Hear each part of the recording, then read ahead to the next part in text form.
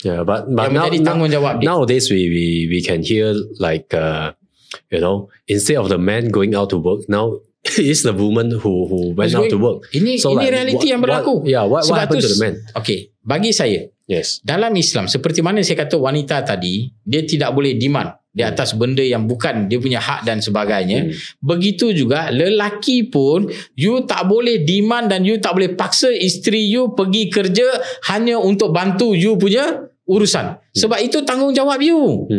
Memberi nafkah, memberi dan sebagainya, itu menjadi tanggungjawab you. Boleh faham tak? Bila mana dia menjadi tanggungjawab you, you tak boleh paksa suruh isteri you pula pergi kerja untuk you. Dan ada beberapa kes pada zaman ini yang saya lihat, lelaki jadi lembik.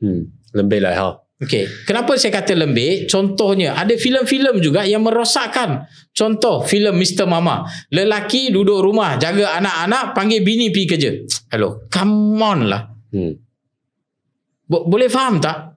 Okay, what do you mean by you duduk rumah, jaga anak dan panggil bini pergi? So what if example nowadays like women are highly educated. Okay. So what if example with these highly educated ladies, women, they can make example like 10, 15k, 20k or whatever the amount is. Especially if you see like nowadays all the TikTokers, influencer, most of them they are women, right? Okay. Alright. So what if example the man, the income is not on par or much more lower compared to the women? So in that case, should the women compare to provide needs to the family instead of the man? Okay. Saya punya point sekarang macam ni. Sebab itu tadi bila awal tadi saya bagi tahu apa keperluan yang paling penting. Sekarang ni kalau kita lihat majoriti daripada kita, apa yang kita tengah kejar? Kita bukannya kejar benda asas. Kita tengah kejar untuk jadi kaya raya. Kita tengah kejar untuk extravagant punya lifestyle. Boleh faham tak? Apa guna you nak cari extravagant punya lifestyle dalam kerangka yang you terpaksa abaikan tanggungjawab you?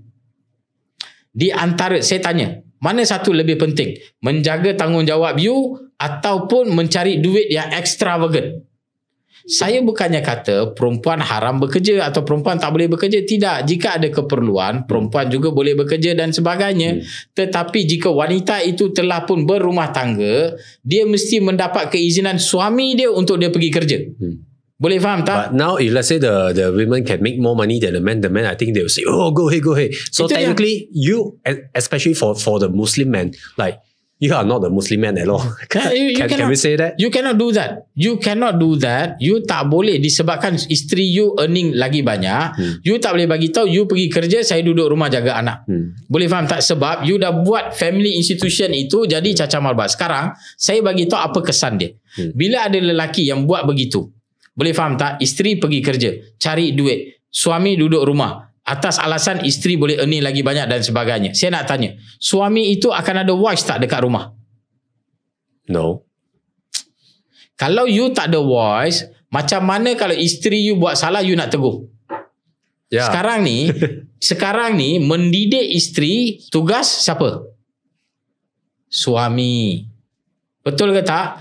Bila mendidik isteri itu adalah tugas suami, macam mana you nak mendidik isteri you? Contohlah dia pergi kerja, dia balik dan sebagainya. Kalau isteri tak pakai tudung, you rasa you boleh buka mulut ke bagi tahu dekat dia? Hang yang bayar untuk beras ke aku? Sekali kalau dia tanya macam tu macam mana?